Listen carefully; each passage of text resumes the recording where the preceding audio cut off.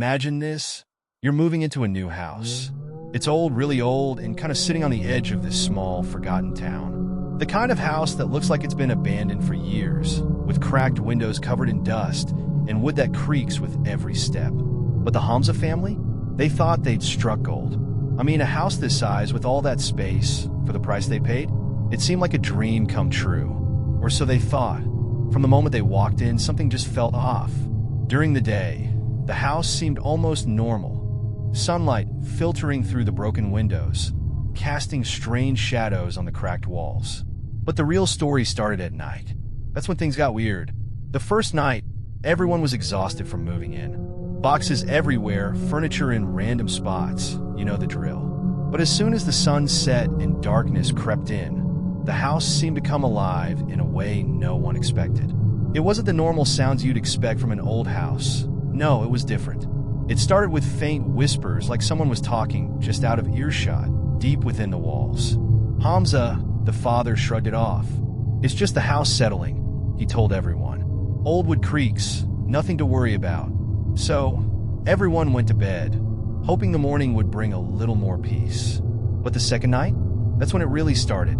It was around 2 a.m., and little Layla, their daughter, was laying in bed, wrapped up in her blanket when she heard footsteps. Slow, heavy footsteps coming down the hallway right outside her door. At first, she thought it was just her dad or mom, maybe getting a drink or something. But then the footsteps stopped, right outside her door. Heart pounding, she got out of bed and tiptoed towards the door. When she reached it, the door, locked just moments before, slowly creaked open like someone or something was pushing it. Layla froze. The air around her suddenly turned icy cold, the kind of cold that digs into your bones. She backed away from the door, but no one was there. Nothing but the dark. Terrified, she bolted down the hall to her parents' room, trembling, telling them what she'd just seen. But, of course, her dad brushed it off.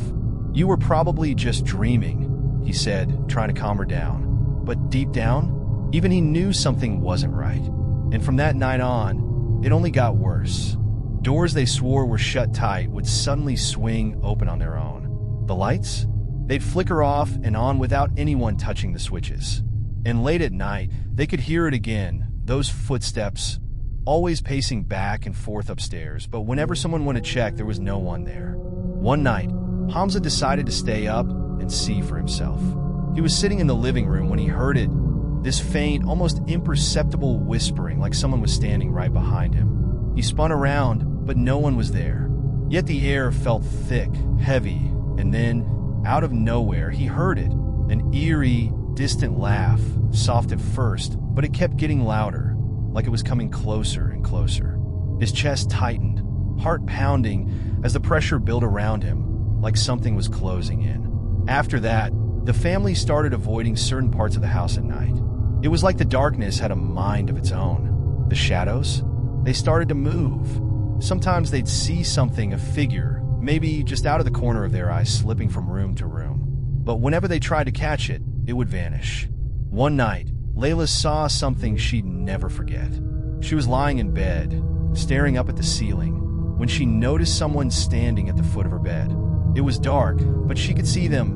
No, it wasn't just a person. Its eyes were hollow, its smile twisted and unnatural, almost like it was carved into its face.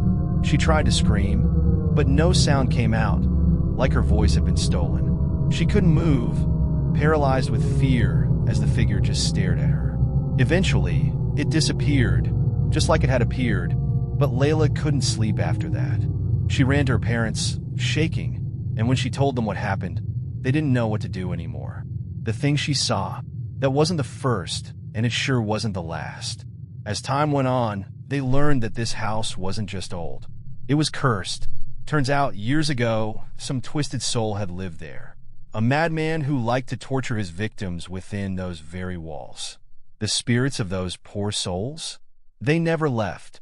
Trapped in the house, they were waiting, lurking, feeding off the fear of anyone who dared to move in. This house? It wasn't just a house. It was a graveyard for the lost. And the Hamza family?